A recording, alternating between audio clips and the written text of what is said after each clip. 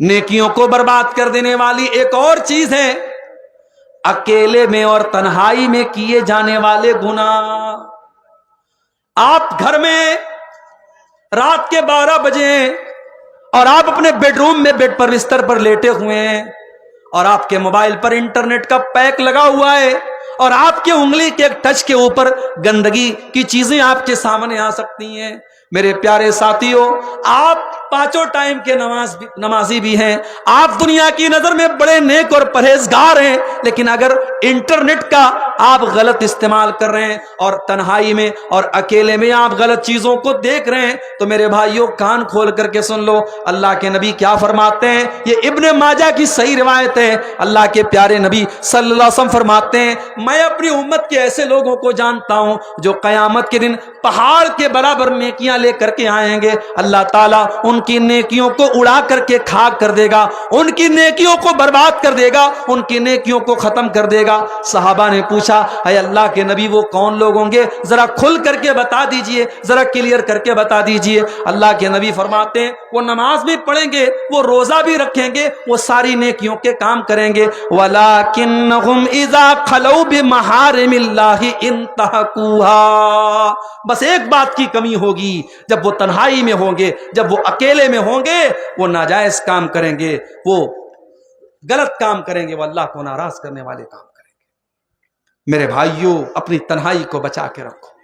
اور یہ انٹرنیٹ کا دور ہے، یہ موبائل کا دور ہے، اور میں بڑے کھلے لفظوں میں بولتا ہوں کہ اللہ تعالیٰ نے اس موبائل کے ذریعے آج ہمیں بہت بڑے امتحان میں ڈالا ہے.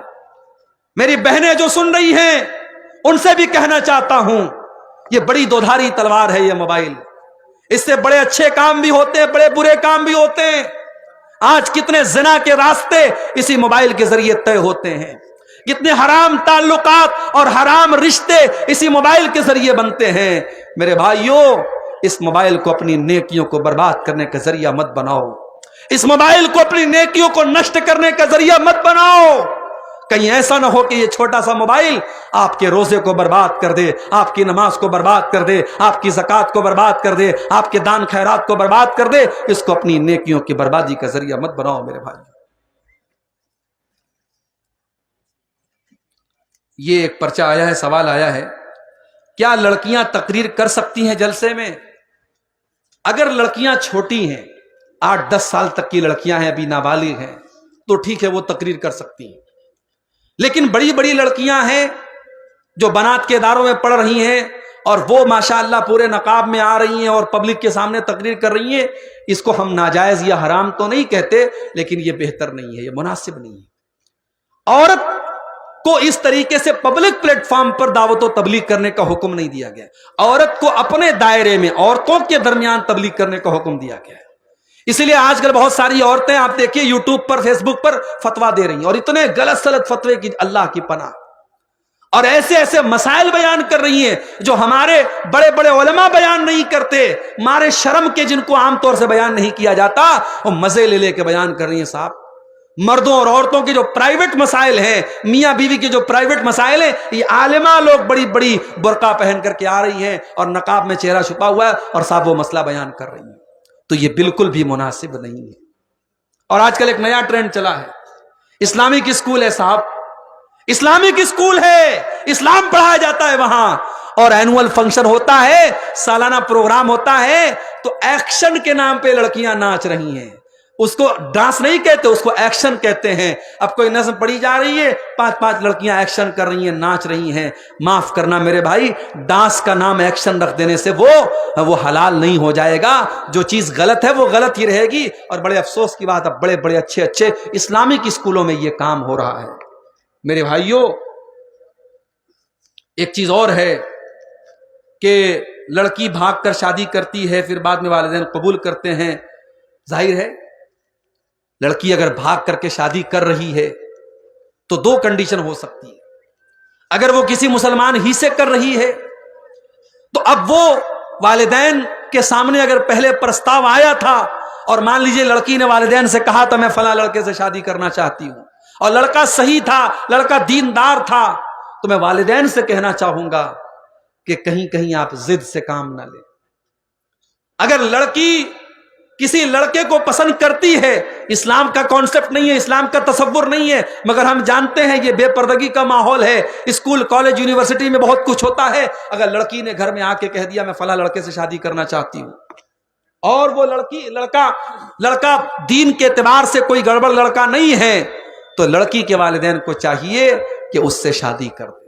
اور اگر واقعی میں لڑکا گڑبڑ ہے، لڑکا دیندار نہیں ہے، تو لڑکی کو سمجھائیں، اور پھر لڑکی کو چاہیے کہ ماں باپ کے فیصلے کے آگے سر جھکا دے۔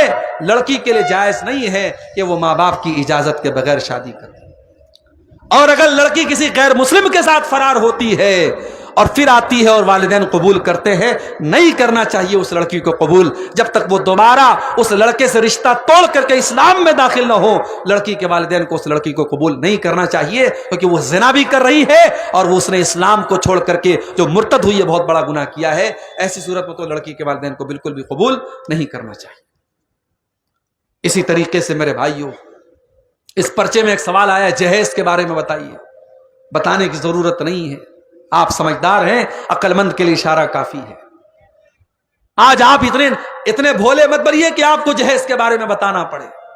اسلام کا بڑا سیدھا کانسیپٹ ہے۔ لڑکی کے ماں باپ کو اسلام نے ہر قسم کے بوجھ سے آزاد رکھا ہے۔ نہ لڑکی کے باپ کو اپنی لڑکی کی شادی پر اس کو جہیز دینے کی ضرورت ہے، نہ لڑکی کے باپ کو لمبی چوڑی دعوت دینے کی ضرورت ہے۔ لڑکی کے باپ کو اسلام نے ہر بوجھ سے مکت رکھا ہے۔ وہ تو بیچارہ خود اپنی بیٹی کی شادی کر رہا ہے، اپنی زندگی بھر کی کمائی آپ کے حوالے کر رہا ہے۔ میرے نوجوان بھائیوں، اگر ذرہ برابر بھی آپ کے اندر شرم ہے، حیا ہے، غیرت ہے، تو جاؤ اور اپنے والدین سے کہہ دو ہمیں بھیک میں ملی ہوئی کار اور بھیک میں ملی ہوئی بائک نہیں چاہیے، ہم اپنے قوت بازو سے بائک بھی خریدیں گے اور کار بھی خریدیں گے، اور جب تک طاقت نہیں ہے ہم سسرال کی مسری کا انتظار نہیں کریں گے، معمولی سی چارپائی پر لیٹ لیں گے، مگر ہم جہیز نہیں لیں گے۔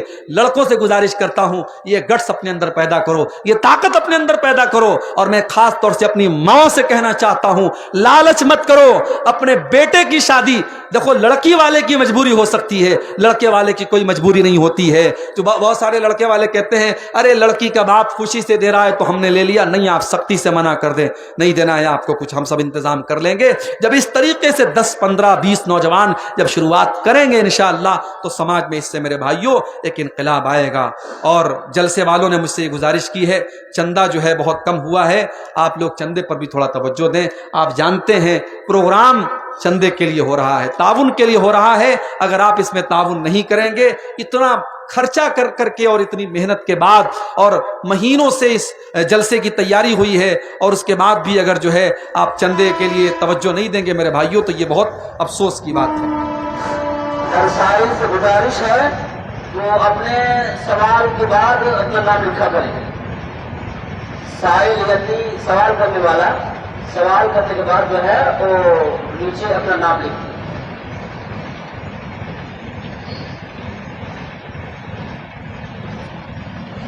موناک گنجان سے الحج سعید الرحمان 5 یتیمہ کفیل 50,000 روپے اپنے زکوٰۃ سے رمضان المبارک میں دیں گے، بڑے مہربانی دعا کریں جی۔ اور جمعیہ حاجہ کے نائب سیکرٹری ایک 50-60 کی بی کارڈ ڈی جے دیں گے، جن کی قیمت لگ بھگ 5-6 لاکھ روپے ہے۔ حضرات، اب تقریر میری آخری موڑ پر ہے، یہ 1-2 سوالات ہیں اور اس کے بعد 1-2 اعلان ہیں، سن لیں، اس کے بعد آپ آرام سے جائیں گے۔ ایک مئونات بھنجن سے حاجی سعید الرحمان صاحب ہیں، انہوں نے اس مدرسے کی 5 یتیم بچیوں کی جو ہے فیس تقریباً 50,000 روپے اپنی زکوٰۃ سے انہوں نے رمضان المبارک میں دینے کا وعدہ کیا ہے۔ اللہ تعالی حاجی صاحب کے اس چندے کو قبول فرمائے، ان کے مال میں برکت عطا فرمائے، ان کو مزید دین کی خدمت کرنے کی توفیق عطا فرمائے۔ اور اسی طریقے سے دوسرا اعلان یہ ہے کہ اس مدرسے کے نائب سیکریٹری صاحب، انہوں نے وہ ایک ڈی جے دے رہے ہیں 50 KB کا، جس کی قیمت لگ بھگ 5-6 لاکھ روپیہ ہے۔ اللہ تعالیٰ ان موصوف کے اس چندے کو قبول فرمائے، ان کے مال میں اور ان کے اہل و عیال میں برکت عطا فرمائے۔ میرے بھائیوں، ایک سوال یہ آیا ہے کہ گل گٹکھا اور کھینی کا کیا حکم ہے؟ دیکھیے، گل گٹکھا اور کھینی کا حکم وہی ہے جو اسلام کا بڑا سمپل سا فارمولہ ہے، لا ضرر ولا ضرار۔ کہ ہمیں اپنے آپ کو بھی نقصان نہیں پہنچانا ہے اور دوسرے کو بھی نقصان نہیں پہنچانا ہے. جس چیز سے ہماری ذات کو نقصان پہنچے وہ چیز حرام ہے. اب گٹکھا کے اندر نشہ ہے کہ نہیں ہے, گل کے اندر نشہ ہے کہ نہیں ہے, کھینی کے اندر نشہ ہے کہ نہیں, وہ ایک الگ میٹر ہے. نشہ نہ بھی ہو, جو چیز ہمارے جسم کے لیے, ہمارے شریر کے لیے ہانی کارک ہے, ہمارے لیے نقصان دہ ہے, وہ حرام ہے. سیدھی سی بات ہے, اس میں کوئی اگر مگر ہم کو نہیں کرنا چاہیے. میرے پیارے ساتھیوں, ہم بات کر رہے تھے کہ کون سی ایسی چیزیں ہیں جو ہماری نیکیوں کو برباد کر دیتی ہیں. 2-3 چیزیں اور سنا کر کے بات ختم کرتا ہوں. دل میں کسی کے خلاف کینہ رکھنا. دل میں کسی کے خلاف اگر کینہ کوئی رکھتا ہے, یہ چیز بھی اس کی نیکیوں کو برباد کر دیتی ہے. اللہ کے پیارے نبی فرماتے ہیں, جمعرات کے دن اور سوموار کے دن جنت کا دروازہ اللہ تعالیٰ کھول دیتا ہے اور فرشتوں سے کہتا ہے, جاؤ, جو میرا موحد بندہ ہے, جو میرے ساتھ شرک نہیں کرتا ہے, جاؤ, میں اعلان کرتا ہوں, اے فرشتوں, میں اعلان کرتا ہوں, میں اس کی مغفرت کر رہا ہوں, میں اس کو معاف کر رہا ہوں, مگر 2 لوگوں کی مغفرت نہیں کروں گا, 2 لوگوں کو معاف نہیں کروں گا. کون 2 لوگ؟ جنہوں نے ایک دوسرے سے لڑائی کی ہے, ایک دوسرے کے خلاف دل میں کینہ رکھا ہے. اللہ تعالیٰ فرشتوں سے کہتا ہے, انظروا ھذین حتی یصطلحا, جب تک یہ دونوں صلح نہ کر لیں, ان کو جو ہے ان کی مغفرت نہ کی جائے. میرے بھائیوں, آپ حضرات, یہ جلسے کی تہذیب اور اس کی جو ہے ثقافت کے خلاف بات ہے. میں مانتا ہوں موسم ٹھنڈا ہے, ہوا ٹھنڈی چل رہی ہے, لیکن یہ آخری موڑ ہے. آپ حضرات سکون کے ساتھ بیٹھے, میں 5 منٹ سے زیادہ آپ کا وقت نہیں لوں گا, بس دعا کرا کر کے میں بات ختم کروں گا. آپ یہ دیکھیں کہ 2 لوگ جن کے دل میں کینہ اور کپٹ ہے, اللہ فرشتوں سے کہتا ہے, جب تک یہ صلح نہ کر لیں اور میل ملاپ نہ کر لیں, اے فرشتوں, تب تک تمہیں ان کی مغفرت نہیں کروں گا. میرے بھائیوں, اس کا مطلب یہ ہوا کہ دل میں اگر کینہ اور کپٹ رکھو گے, اللہ مغفرت نہیں کرے گا اور قیامت کے دن ہمارا نیکیوں کا اکاؤنٹ 0 ہو جائے گا. اسی طریقے سے کسی جادوگر کے پاس جانا, کسی کاہن کے پاس جانا, کسی بھوشیہ بتانے والے کے پاس جانا اور اس سے پوچھنا کہ میرے ساتھ کیا ہونے والا ہے, یہ بھی انسان کی نیکیوں کو برباد کر دینے والی چیز ہے. اللہ کے نبی فرماتے ہیں, من اتا عرافا فسألہ عن شیء, جو کسی جوتشی کے پاس گیا, جو کسی بھوشیہ بتانے والے کے پاس گیا اور اس سے کچھ پوچھا, لا تقبل لہ صلاۃ 40, اس کی 40 دن تک کی نماز قبول نہیں ہوگی. میرے پیارے بھائیوں, یہ چند باتیں میں نے نیکیوں کو برباد کر دینے والی آپ کے سامنے رکھی ہیں. دعا کیجیے اللہ تعالی ہمیں ان سب چیزوں سے بچنے کی توفیق عطا فرمائے.